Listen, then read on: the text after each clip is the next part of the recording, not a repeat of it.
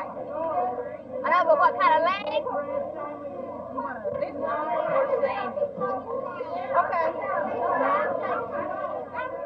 Well, I wasn't raised in this area, and coming in as a stranger, it was just like coming home. Everybody was so friendly. We actually looked for about a year and a half and investigated different communities within a 100-mile radius of Dallas. And we ran lots of surveys, visited lots of schools, communities, and we settled on KERA. Times has changed, and so has the communities changed. But as far as people, about the same. About the same. Most of them are still honest. It's wonderful for this community. It's the reason I went into business here. It's a good, honest community. These are some of the 200 people who live in KERA, a black loam farming community about 15 miles southwest of Gainesville. KERA is also one of 300 unincorporated towns in the state participating in the Texas Community Improvement Program.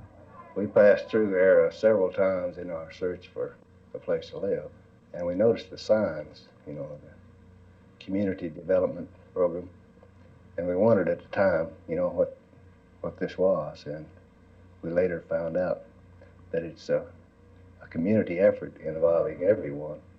I believe the Community Improvement Program started in 1962.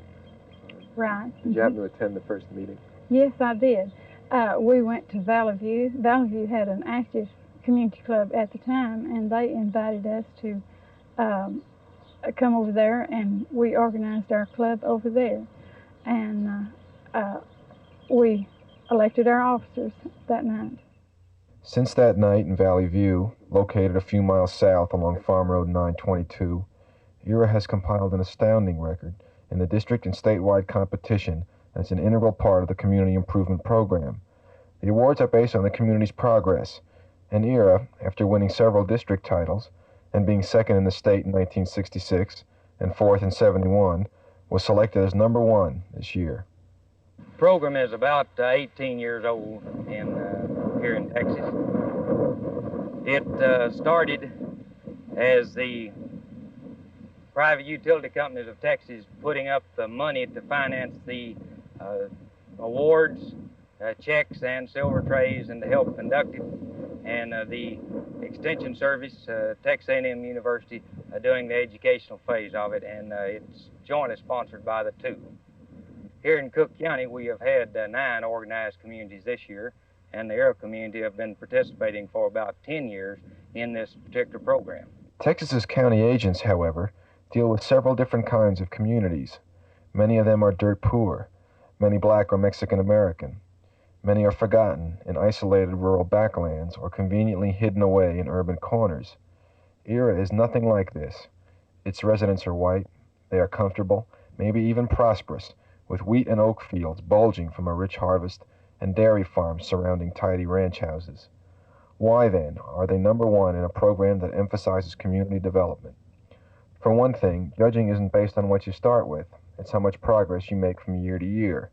For another, one of the judging categories is encouraging social participation in recreation, religious life, education, and in developing public facilities and buildings. And in this category, KERA is amazing. What is there about KERA that seems to put it above the other communities in the program? I feel that maybe 2 things that puts it above our other communities, and they have it all in all together. And one of the greatest things is the leadership. They have the individuals that will take the leadership. They also have a close-knit group that work together. And when something needs to be done, such as our fire department, we know that we need, well, of course we have we have the fire department, but we don't have a place to house the trucks. And we know that that has to be done, and we're working toward this now. And when the crops are all out, the men are going to work together, and we'll probably have to hire the foundation for it. But the men are going to basically build this themselves. I noticed your committees are awfully large for a town of 200. Is that the secret? Get everybody, put everybody on a committee? Exactly. The more you have, the more you have to attend, and the more you have to help. There are some tangible reasons as well. When the school districts in the area decided to consolidate, they picked KERA as the place to do it. Now ERA's school buildings are filled with 256 students during the day and people from the community at night. There are 3 churches in town, Church of Christ, Baptist, and Methodist, and they get along fine. But mostly it's the intangibles, the reasons that are hard to talk about, that separates ERA from the rest.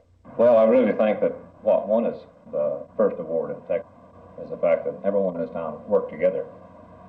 I think, you know, to keep a good community. For what? Why here? Well, it just so happens we have that type of people right here. I think it's involving so many people. We have a good spiritual attitude, I think. We feel that the people, they're one faction,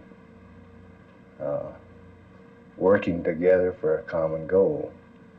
And this is exactly what we were looking for.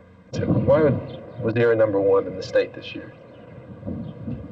I think the quality of determination to keep their community up, I think, is the main thing. Nobody doesn't participate because they just don't want to, period. No, I don't think so. I can't lay my finger on just one thing. I guess there's several. And now that you asked me the question, I have to stop and think. I guess that I've taken everything for granted that we have here. So nobody really knows why folks seem to get along better here. They always have. They just do. It seems to me that there isn't anybody in ERA who's alone. Do you think that's true, or am I imagining it? Well, I hope not. We try to make everybody feel at home here and then try to make them feel at home, being wanted, old and young alike. You think everybody's pretty much involved, or are there people who don't want to participate? Well, you'll find a few in any community. You've been here 61 years, and you don't think much has really changed as far as the people go? Not too much, no, sir.